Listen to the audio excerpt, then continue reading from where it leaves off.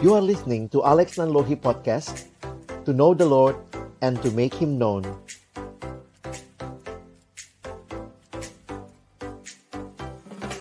Shalom, selamat sore teman-teman sekalian.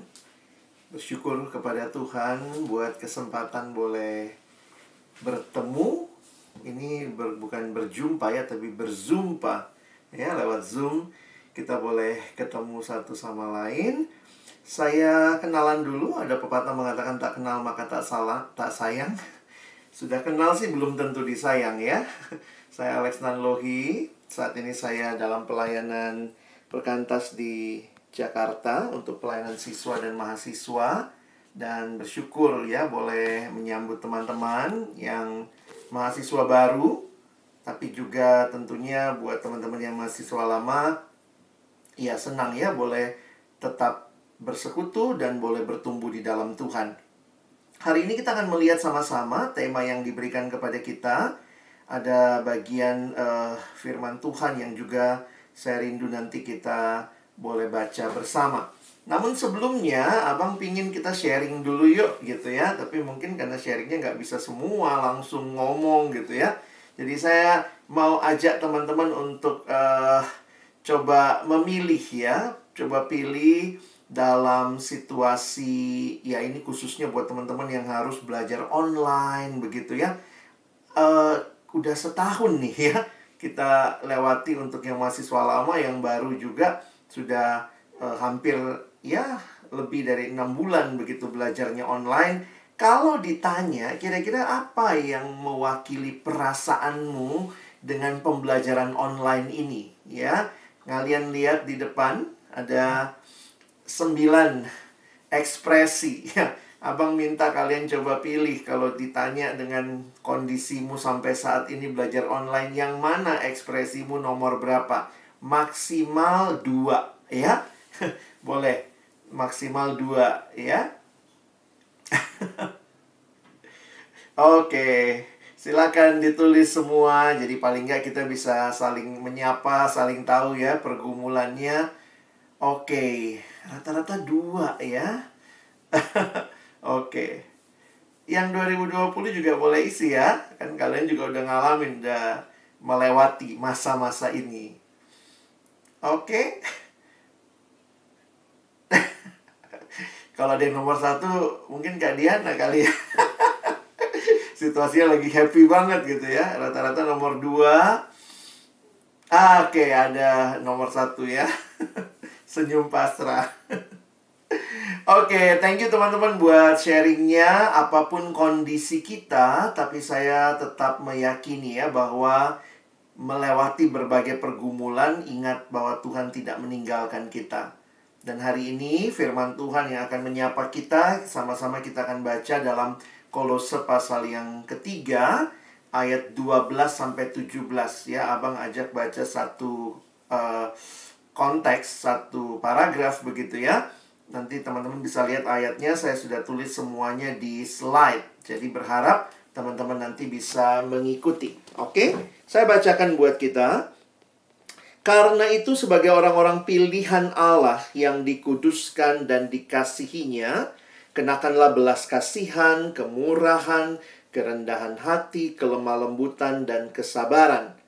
Sabarlah kamu seorang terhadap yang lain, dan ampunilah seorang akan yang lain apabila yang seorang menaruh dendam terhadap yang lain, sama seperti Tuhan telah mengampuni kamu, kamu perbuat jugalah demikian. Dan di atas semuanya itu kenakanlah kasih. Nah ini tema kita ya. Kenakanlah kasih sebagai pengikat yang mempersatukan dan menyempurnakan. Hendaklah damai sejahtera Kristus memerintah dalam hatimu, karena untuk itulah kamu telah dipanggil menjadi satu tubuh, dan bersyukurlah.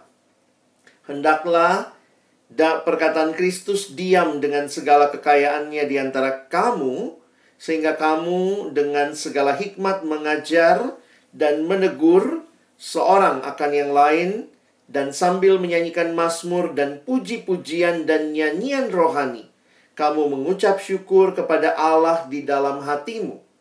Dan segala sesuatu yang kamu lakukan dengan perkataan atau perbuatan, Lakukanlah semuanya itu dalam nama Tuhan Yesus sambil mengucap syukur oleh Dia kepada Allah Bapa kita. Mari kita berdoa sekali lagi. Kami telah membuka firman-Mu, kami mohon Tuhan bukalah juga hati kami. Jadikanlah hati kami seperti tanah yang baik, supaya ketika benih firman Tuhan ditaburkan itu boleh sungguh-sungguh berakar, bertumbuh, dan juga berbuah nyata di dalam hidup kami. Berkati hamba-Mu yang menyampaikan dan setiap kami yang mendengar, Tuhan tolong kami semua. Agar kami bukan hanya menjadi pendengar-pendengar firman yang setia, tapi mampukan dengan kuasa pertolongan dari Roh-Mu yang kudus, kami dimampukan menjadi pelaku-pelaku firman-Mu dalam hidup kami, di dalam masa muda kami. Bersabdalah ya Tuhan, kami anak-anak-Mu sedia mendengarnya. Dalam nama Tuhan Yesus Kristus Sang Firman yang hidup, kami menyerahkan pemberitaan firman-Mu. Amin. Ya, teman-teman, bagian yang baru kita baca di dalam kitab Kolose ini adalah surat Paulus kepada jemaat yang baru, ya. Jemaat yang baru percaya, yang baru di dalam Kristus. Nah, Abang ingin mulai dengan satu kutipan yang saya senang dengan kalimatnya menarik. Dikatakan, Christianity isn't a religion. It's a relationship with God through Jesus Christ. Jadi kalau kita bicara kekristenan, ini bukan sekadar agama, bukan sekadar ajaran, ada ritual-ritualnya, ada hari rayanya, ada ibadahnya. Tetapi lebih dalam lagi, kekristenan adalah relasi dengan Allah melalui Yesus Kristus anaknya. Sehingga karena itu siapa Yesus buat hidup kita itu sangat penting. Ya, siapa Yesus buat hidup kita itu sangat penting. Dan ini di dalam kitab-kitab yang dituliskan Rasul Paulus, dia sangat menegaskan ya, posisi itu sangat penting. Kalian generasi GPS ya, posisi itu sangat penting. Perhatikan bahwa apakah ada di dalam daging, berarti ada di dalam dosa, atau ada di dalam Kristus. Jadi relasi dengan Kristus menandai awal sebuah kehidupan yang baru. Kehidupan Kristen, di mana Christ in you. Karena itu kalau kalian perhatikan, kalau nanti baca dari ayat yang kelima, tadi Abang langsung baca dari ayat 12 ya. Tapi coba lihat ayat yang kelima sampai ayat yang ke-9. Sebenarnya itu bicara hidup di dalam daging. Hidup di dalam dosa. Karena itu Paulus pakai kalimat yang sangat tegas. Matikanlah. Nanti kalau kalian baca itu di ayat 5. Matikanlah ya. Berarti berhenti melakukan dosa. Kenapa? Karena itu mendatangkan murka Allah di ayat 6. Karena kamu sudah menanggalkan manusia lama serta kelakuannya. Kamu telah mengenakan manusia baru yang terus-menerus diperbaharui untuk memperoleh pengetahuan yang benar menurut gambar haliknya. Perhatikan, ayat 10 menjadi kunci sebenarnya kita mengerti bahwa di dalam Kristus terjadi pembaharuan. Nah, apa yang dimatikan? Kalian nanti bisa cek di ayat 5. Segala sesuatu keinginan duniawi dalam dirimu, segala hawa nafsu, segala kebiasaan lama. Lalu bagaimana manusia barunya? Ciri-ciri yang muncul di dalam ayat 10-11, ini terjadi proses terus-menerus. Memperoleh pengetahuan yang benar menurut gambar haliknya. Jadi, kita tidak ada lagi perbedaan antara manusia ciptaan Allah. Kita tidak memandang orang lain lebih rendah daripada kita, tetapi kita boleh melihat semua manusia sama, setara di dalam Kristus. Dan pusat kehidupan itu adalah Kristus sendiri. Jadi kalau kalian perhatikan, apa yang jadi nasihat Paulus bagi jemaat yang baru ini? Stop lakukan dosa dan hiduplah di dalam hidup yang baru. Hidup yang dimulai dengan menerima Yesus dalam hidup mereka. Itu berarti percaya pada Yesus. Tetapi bukan hidup yang hanya berhenti di situ. Ingat ya, Mungkin kalian udah bilang, wah saya mah dari kecil Kristen bang, gitu ya. Dari lahir namanya udah nama Alkitab, begitu ya. Tetapi kekristenan bukan sekadar kamu percaya pada Yesus, tetapi kekristenan yang sejati adalah kekristenan yang, kalau kalian perhatikan, di sini dikatakan menjadi makin serupa dengan Kristus. Lihat ya. Bukan hanya percaya Yesus, believing in Christ, but becoming like Christ. Tuhan rindu teman-teman bertumbuh. Saya pikir gitu ya. Ada nggak sih orang tua yang pingin anaknya tidak bertumbuh? Pingin anaknya kecil terus. Wah, jangan besar kau nak ya. Kadang-kadang kalau orang tua malah memberikan segala asupan gizi yang terbaik supaya anaknya bertumbuh. Kalau orang tua duniawi kita saja rindu sekali kita bertumbuh. Apalagi Bapa Surgawi. Engkau bukan hanya percaya Yesus, tetapi kemudian Tuhan mau engkau bertumbuh. Karena itu, kita bersyukur ya. Saya pikir kita sangat bersyukur. Banyak kampus di Indonesia belum tentu semuanya punya persekutuan seperti ini. Tuhan care, bukan saja kamu dapat ilmu yang bagus, kamu masuk kuliah di universitas yang baik, di kampus yang baik, tapi Tuhan mau kamu juga secara rohani bertumbuh. Nah, itulah fokus dari ayat-ayat yang kita baca tadi. Jadi kalau ada yang ditanggalkan, kayak Paulus pakai istilah kayak buka baju gitu ya, menanggalkan manusia lama, maka Paulus mengatakan bukan hanya menanggalkan, ada yang dikenakan. Itulah yang teman-teman lihat di ayat yang ke-12 sampai yang ke-17. Ada identitas baru. Sekarang kamu adalah orang-orang pilihan Allah yang dikuduskan dan dikasihinya. Ya, berbuatlah seperti apa yang Tuhan telah perbuat kepadamu. Saya pikir Tuhan menyelamatkan kita bukan supaya kita tinggal dalam dosa. Bukan. Bukan supaya kita mempermalukan Tuhan. Tuhan mau kita hidup mempermuliakan Dia. Karena itu lihat ya, ada hal-hal yang Paulus ingatkan harus dibangun. Nah, ini kayak Paulus di dalam kitab lain bilangnya ini buah roh ya. Belas kasihan, kemurahan, kerendahan hati, kelemah lembutan, dan kesabaran. Lalu perhatikan di dalam bagian selanjutnya. Belajar sabar seorang terhadap yang lain. Belajar saling mengampuni apabila yang seorang menaruh dendam terhadap yang lain. Sama seperti Tuhan telah mengampuni kamu, kamu perbuatlah juga demikian. Nah, ini ayat kita. Kenakanlah kasih sebagai pengikat yang mempersatukan dan menyempurnakan. Jadi kalau kalian bisa perhatikan di situ, kenakanlah kasih. Kasih itulah yang menyempurnakan, mempersatukan. Dan kalimat selanjutnya, lihat ayat 12, ayat 15 ya. Damai sejahtera Kristus memerintah hatimu, bukan lagi dosa, bukan sungut-sungut yang muncul, tapi bersyukur. Lalu perhatikan, hendaklah perkataan Kristus. Abang menafsirkan perkataan Kristus dengan segala kekayaannya itu adalah firman Tuhan. Dari sekolah minggu kita udah belajar ya, bagaimana bertumbuh adik-adik? Baca kitab suci, doa tiap hari kalau mau tumbuh. Jadi perhatikan, bagaimana kamu bertumbuh perkataan Kristus dengan segala kekayaannya diam di antara kamu. Dan akhirnya lakukanlah segala sesuatu dalam nama Tuhan. Dan perhatikan baik-baik. Bagaimana semua hal ini bisa kita alami. Ada satu kunci yang tadi sudah kita baca sebenarnya di dalam ayat 13 dan 14. Ayat 14 dan ayat yang ke-15. Perhatikan di situ kasih. Kasih sebagai pengikat yang mempersatukan dan menyempurnakan.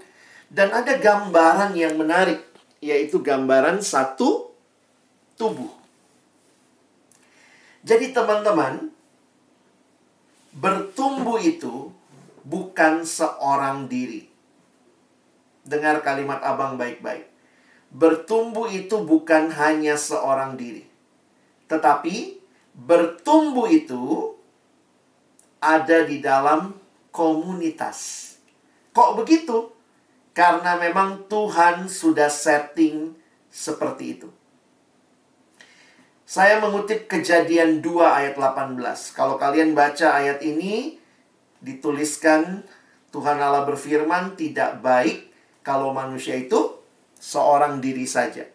Jadi bayangkan, setelah Tuhan ciptakan semuanya baik, baik, baik, sungguh amat baik, pertama kali di Alkitab kita muncul kata tidak baik di Kejadian 2 ayat 18. Tidak baik kalau manusia itu seorang diri saja. Jadi manusia sebagai makhluk yang diciptakan Allah, kita itu makhluk sosial. Bukan karena teori sosiologi, teman-teman, tetapi karena Allah yang mendesain, yang menciptakan kita. Allah yang menciptakan kita di dalam komunitas. Kita nggak bisa berhenti untuk mengatakan, oh saya mau hidup sendiri. Nggak ada bayi begitu lahir langsung bisa mandiri. Nggak ada. Nggak ada bayi baru lahir langsung bisa beli susu sendiri. Nggak ada itu. Kalau sampai ada yang jualan susu yang lari gitu ya. Jadi menunjukkan bahwa Tuhan menciptakan kita dalam komunitas. Karena itu saya mengutip kalimat ini. Karena itu Allah menghendaki kita saling mengasihi. Kalimat dari pendeta John Stott, dia mengatakan, sebagaimana ikan dibuat untuk air, umat manusia dibuat untuk kasih. Untuk mengasihi Allah dan mengasihi sesama. Jadi perhatikan ya, kita kadang-kadang suka nyanyi lagu itu ya. Sungguh alangkah baiknya, sungguh alangkah indahnya bila saudara seiman diam bersama dengan rukun. Nah, perhatikan kalimat di refrennya. Sebab kesanalah Tuhan memerintahkan berkat kehidupan selama-lamanya. Kemana kesananya? Kalau nyanyi itu selalu sebab kesanalah. Nggak tahu kesananya kita nunjuk mana ya. Kalau kalian mengerti ayat ini, ingat depannya. Sungguh alangkah baiknya kalau diam bersama dengan rukun. Kalau hidup bersatu, hidup bersama dengan rukun. Karena kesanalah, ke dalam kesatuan orang percaya itulah Tuhan mengaruniakan berkat-Nya. Jadi, teman-temanku yang dikasihi Tuhan, ingatlah baik-baik prinsip ini dari ayat yang kita baca tadi, bahwa untuk membuat engkau dan saya bertumbuh, Tuhan berikan komunitas yang disempurnakan oleh kasih dan bentuknya satu tubuh. Jadi nggak ada dari kita yang bisa berkata saya bisa bertumbuh sendiri. Nggak ada. Karena itu bersyukurlah, ya. Bersyukurlah untuk sesama kita. Ya, puji Tuhan, Tuhan kasih sesama. Karena di Alkitab kalau kalian lihat banyak sekali ayat tentang satu sama lain. Atau mungkin bahasa lain biasa dipakai saling. Bahasa Inggris pakai istilah one another. Coba lihat. Ini one another di Alkitab. Saling mengaku dosa, saling mendoakan, saling melayani, saling mengasihi, saling mengampuni, saling membangun, saling menerima satu sama lain. Jadi saya makin sadar gini ya, pertumbuhan saya, rohani saya bertumbuh, kan Tuhan gak mau saya kerdil terus dalam kerohanian. Apa yang Dia berikan? Dia berikan komunitas satu sama lain. Jadi, kalau kamu sungguh-sungguh mengerti Alkitab, kamu akan mengerti bahwa ada banyak sekali ayat seperti ini. Dan ini banyak bagian yang diperintahkan. Ya, jadi ini bukan suggestion. Ya, mbok ya ikut. Enggak ya, ini perintah. Dalam arti, kamu bertanggung jawab terhadap terwujudnya ketersalingan ini. Jangan cuma mikir, ya udahlah, yang penting itu kan tugas pengurus. Oh, itu tugas kakak tingkat aja. Kita bertanggung jawab untuk ketersalingan terjadi supaya kita bertumbuh dan juga orang lain bertumbuh.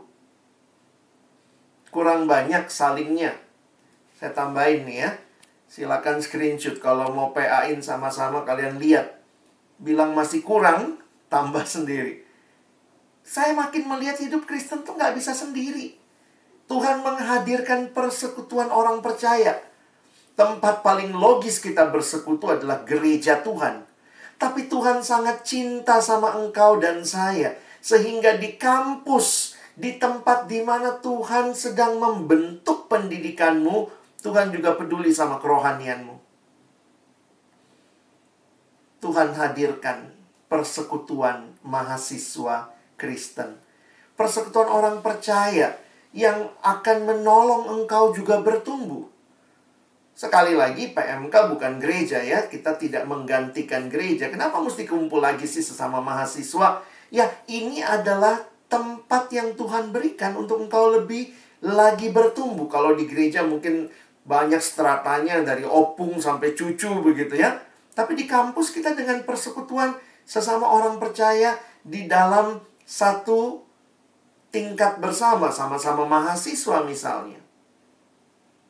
Jadi saya mengaminkan kalimat dari Eugene Peterson. Dalam salah satu bukunya dia menulis, kita adalah sebuah komunitas. Kita tidak pernah hidup sendiri dan bagi diri kita sendiri. Kita dilahirkan dalam komunitas, kita tinggal di dalam komunitas, kita meninggal di dalam komunitas. Natur manusia bukanlah hidup menyendiri. Karena itu teman-teman, kalau engkau mau bertumbuh, hargailah berbagai kesempatan bersekutu yang Tuhan berikan. Hargai. Ibrani 10, 24, 25 bahkan mengingatkan. Karena ternyata yang malas datang persekutuan dari zaman dulu sudah ada. Ya, coba lihat ayatnya. Dan marilah kita saling memperhatikan supaya kita saling mendorong dalam kasih dan dalam pekerjaan baik. Lalu ayat 25, janganlah kita menjauhkan diri dari pertemuan-pertemuan ibadah kita, seperti dibiasakan oleh beberapa orang. Tetapi marilah kita saling menasehati, dan semakin giat melakukannya menjelang hari Tuhan yang mendekat. Banyak orang suka ngomong, Tuhan Yesus sudah mau datang. Apa yang mesti kamu lakukan? Ini nih, saling menasehati, dan saling giat melakukannya di dalam persekutuan. Kenapa? Karena Tuhan mau kita bertumbuh dan di tengah-tengah dunia di mana kita hidup yang begitu banyak tantangan. Tuhan mau engkau dan saya tetap bisa berdiri teguh. Tapi kita butuh orang lain. Kita butuh satu sama lain. Dan Tuhan memberikan itu. Paling tidak di kampus, di persekutuan, di kota di mana kalian berkuliah, ya ada persekutuan seperti ini. PMK Open House. Hari ini kalian disambut. Bukan cuma ritual, ada penyambutan. Tetapi Tuhan sedang memberi kesempatan kita bertumbuh. Melalui orang-orang yang satu sama lain saling membangun. Abang makin belajar, saya makin sadar ya. Bertumbuh itu kan berarti kita bertumbuh di dalam kasih, di dalam sukacita, di dalam kesabaran. Itu kan bertumbuh begitu ya. Makin saya pelajari buah roh, teman-teman, makin saya sadar buah roh itu nggak pernah terjadi sendiri. Coba, bagaimana engkau mengasihi? Selalu kalau bicara kasih, ada yang mengasihi, ada yang dikasihi. Jadi nggak bisa kita bicara kasih tanpa yang dikasihi dan mengasihi. Oh, saya bertumbuh dalam kasih. Gimana kamu bisa bilang kamu bertumbuh dalam kasih? Justru di tengah-tengah Tuhan tempatkan kamu di persekutuan. Kadang-kadang Tuhan izinkan ya ada orang-orang yang sulit kita kasihi. Ada teman kan yang difficult person ya. Aduh, ini orang gimana ya? Kok ngeyel banget gitu ya. Kok susah banget dikasihi. Tapi ternyata itu cara Tuhan menolong saya bertumbuh di dalam kasih.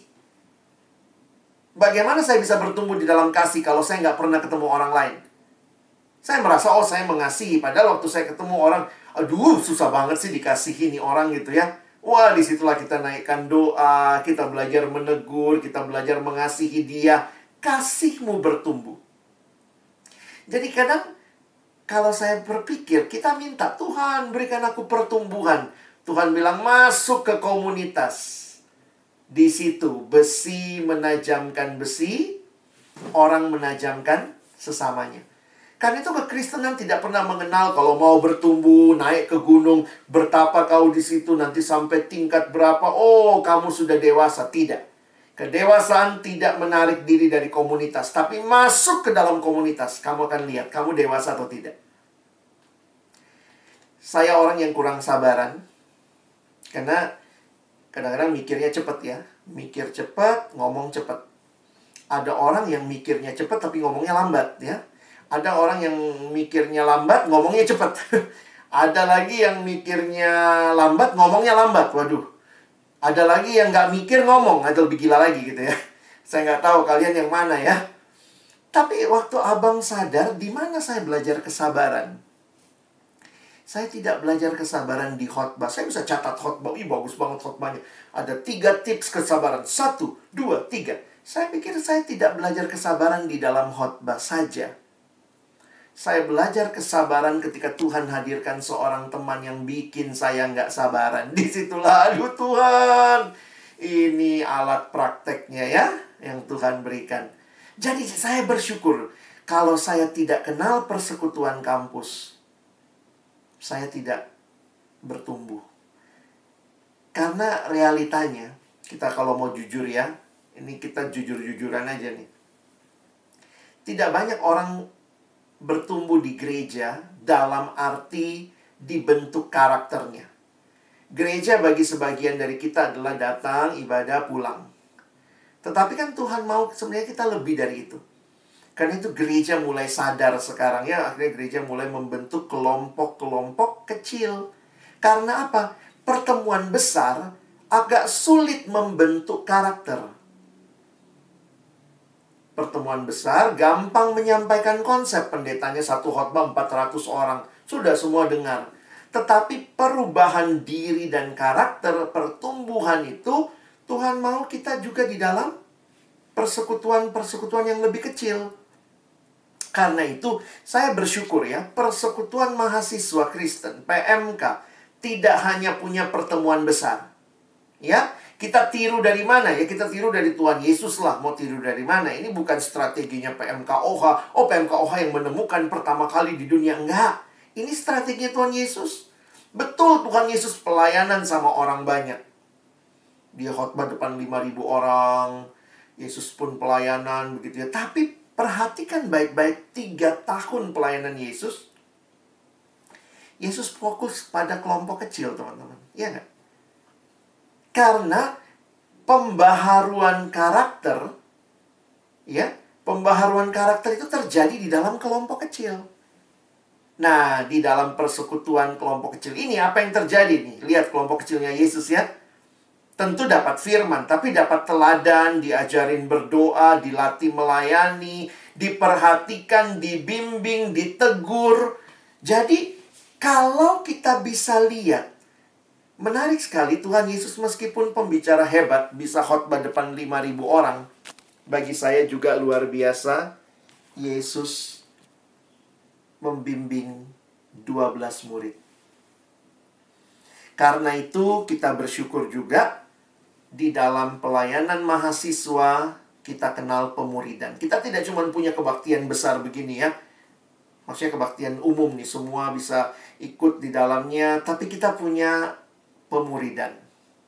Ada KTB ya, ini istilah yang biasa dipakai, kelompok tumbuh bersama. Nah, tidak tahu di tempat teman-teman seperti apa, tapi bersyukurlah kalau ini ada ya. Dan hari ini kita mau lihat, kalau di tempat kami, di pelayanan mahasiswa di Jakarta, saya dari UI, juga ada kelompok kecil. Kami namanya kelompok kecil KK. Kalau di tempat teman-teman namanya KTB. Ada pembimbing, ada kakak yang membimbing kita. Ada komitmen belajar firman Tuhan bersama. Dan di dalamnya kita berinteraksi sebagai sahabat. Jadi saya bersyukur. Salah satu yang saya syukuri dalam pelayanan ini adalah saya bukan hanya kenal Tuhan, tapi Tuhan berikan komunitas yang menolong saya bertumbuh. Dan melalui komunitas itu juga saya bisa mendapatkan sahabat-sahabat rohani. Dan saya bersyukur karena saya dilayani sejak siswa. Kalau mungkin kalian juga terlibat dalam pelayanan siswa, mungkin yang dari Siantar dan sekitarnya, ada pelayanan, ada kelompok-kelompok kecil yang dibentuk. Saya menikmati bahkan sejak siswa, dan menikmati bagaimana Tuhan memberikan keluarga yang memberikan kepada kita dorongan, nasihat, dan bertumbuh bersama di dalam Tuhan. Bersyukur sampai saat ini kami masih punya kontak ya, apalagi ada grup WhatsApp sebagai sesama teman kelompok kecil dari SMA itu ya, sudah bertahan sekian puluh tahun. Ya, kami masih bisa saling mengingatkan. Ada beberapa orang yang jadi hamba Tuhan, ada yang bekerja di profesi, dan bersyukur ini jadi sarana yang Tuhan berikan waktu kami siswa, tapi kemudian persahabatannya Tuhan berikan sampai hari ini. Dan saya nggak tahu teman-teman, kamu cuma mau kuliah saja kah? Tapi saya ingin ingatkan sebagai hamba Tuhan, Tuhan memberi kesempatan engkau boleh bertumbuh. Karena itu, untuk engkau bertumbuh, Tuhan sediakan persekutuan. Ada persekutuan besar, kita beribadah seperti ini. Tetapi juga Tuhan berikan kelompok-kelompok KTB. Ada pembimbing yang akan menolong kamu. Ini beberapa hal yang kalian bisa lihat ya. Apa sih manfaatnya kita boleh menikmati KTB? Ya, kita jelas belajar firman bersama. Saya bersyukur setelah dari pelayanan siswa, saya dari Makassar, Tuhan bawa saya ke Jakarta, saya masuk ke UI. Dan salah satu yang saya syukuri di UI ada persekutuan mahasiswa, dan ada kelompok kecil, ada KTB. Saya terlibat di dalamnya, sampai akhirnya juga Tuhan menolong saya jadi pemimpin KTB bagi adik-adik rohani saya. Dan itu menjadi cara Tuhan. Bukan hanya mendewasakan orang yang saya pimpin, tapi mendewasakan saya. Dan itu cara Tuhan juga yang Tuhan berikan untuk kita terus bertumbuh. Saya rindu kalau hari ini Tuhan kasih kesempatan itu buat teman-teman. Maukah engkau bertumbuh di dalam Dia? Kerohanian tidak berhenti di percaya Yesus, tetapi percaya dan terus dibentuk semakin serupa dengan Kristus. Ketika Tuhan berikan kesempatan ini, mari pikirkan sungguh-sungguh, gumulkan, dan jawablah di hadapan Tuhan. Tuhan menolong kita. Saya menutup di dalam doa untuk firman Tuhan sore ini. Mari kita berdoa. Tuhan, terima kasih untuk kerinduan-Mu yang tidak berhenti bagi hidup kami. Tuhan mau kami bertumbuh. Dan Tuhan tidak hanya mau kami bertumbuh, tapi Engkau menyediakan sarana untuk kami terus bertumbuh. Kasih-Mu yang menyatukan kami sebagai satu tubuh. Kasih-Mu yang menyempurnakan, membawa kami terus boleh hidup bagi-Mu. Kami sungguh rindu ya Tuhan, apa yang kami pelajari hari ini boleh kami responi dengan baik di hadapan Tuhan. Tolonglah adik-adikku, baik angkatan yang baru 2020, maupun semua kami, dari berbagai angkatan, kami perlu terus bertumbuh. Bagi kami yang ditawari untuk terlibat dalam KTB, biarlah kami boleh menggumulkannya dengan sungguh-sungguh. Dan bagi kami yang sudah punya KTB, mungkin saat ini sedang malas, sedang mundur, atau sedang berjalan dengan baik, kami berdoa. Biarlah kami memaksimalkan kesempatan yang Tuhan berikan untuk kami terus bertumbuh. Karena itu gairahkan kami semua Tuhan sore hari ini, bahwa kami membutuhkan Engkau, dan kami membutuhkan satu sama lain untuk kami terus bertumbuh di dalam Tuhan. Sehingga kami boleh hidup bukan menjadi anak-anak yang mempermalukan Tuhan, tetapi boleh sungguh-sungguh mempermuliakan Tuhan. Kami bersyukur, kami berterima kasih untuk firman-Mu. Dalam nama Tuhan Yesus kami berdoa. Amin.